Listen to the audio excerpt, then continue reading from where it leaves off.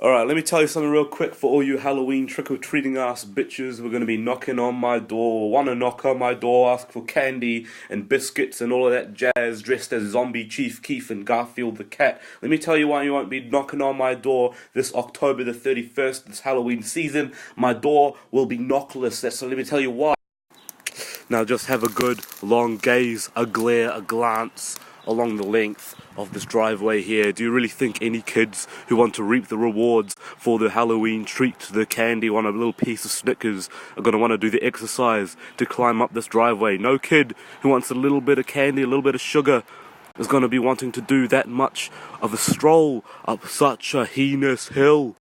And listen, I understand what you're going to say. You're going to say, Ricky, you can't guarantee the level of commitment that these kids are aspiring to in order to climb up the hill, to get their rewards, to get their Snickers, to get their Reese's, to get their Haribo's. Well, let me tell you what, I've got a device that will defend them pronto, and I'm ahead of the game. I'm ahead of what you were thinking. I'm ahead of everything else. Let me show you.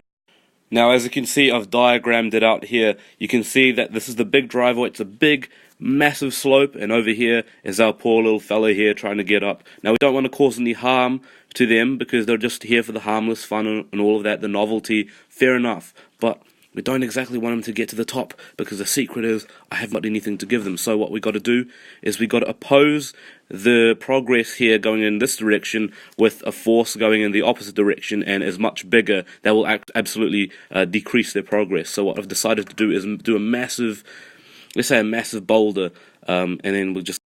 Now you see I've done a little bit of calculations here, and I don't quite think the prices to create a massive boulder is quite in our financial vicinity, and such I've decided to compromise massively and just use a massive exercise ball instead.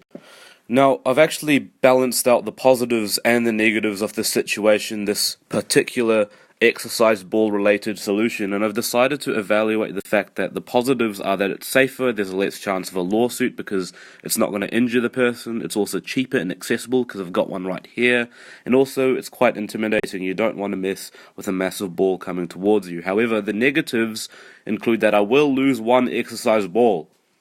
It's a one-time use solution. Also, they might make it up here anyways.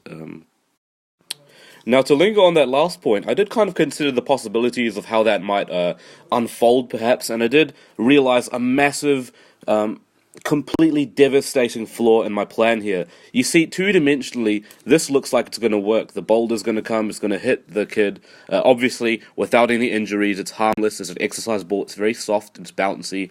It's just going to warn them, hey, stay off my turf. But I didn't quite consider the possibility of 3 dimensions here. As you can see, the ball will come down in one direction, but it may not necessarily cross paths with the kid who's walking in the same direction, but on not on the same plane, perhaps, not on the same Y plane.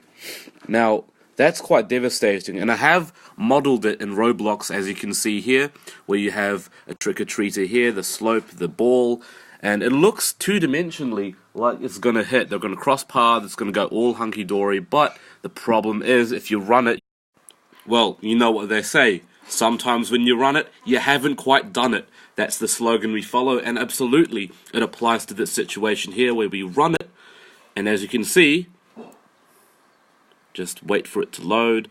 Here we go. Ah, bastard!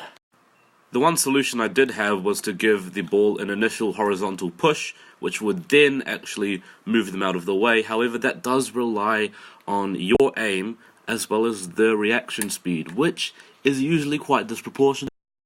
In the end, I just decided to put a sign there.